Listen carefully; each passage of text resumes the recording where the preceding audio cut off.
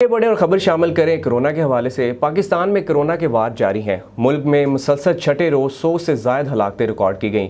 पाकिस्तान में कोरोना के अदाद-ओ-शुमार बताने वाली वेबसाइट के मुताबिक गुज़श्ता 24 घंटों के दौरान मुल्क भर में कोरोना के 40,066 टेस्ट किए गए, जिनमें से 5,050 अफराद में कोरोना वायरस की तस्दीक हुई, जबकि वायरस से 114 हलाकतें हुईं, जो रवां बरस होने वाली अमवात की सबसे ज़्यादा तादाद है।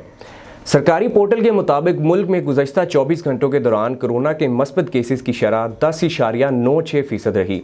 सरकारी पोर्टल के मुताबिक मुल्क में कोरोना से हलाकतों की तादाद 15,443 हो गई है और मजमूई केसेस 7,21,018 तक जा पहुँचे हैं, जबकि फ़ाल केसेस की तादाद 73,875 है। इसके अलावा 24 घंटों के दौरान मुल्क भर में 4,139 मरीज़ कोरोना से सेहतयाब भी हो चुके हैं, जिसके बाद मजमूई तौर पर सेहतयाब होने वालों की तादाद 6,31,700 हो गई है।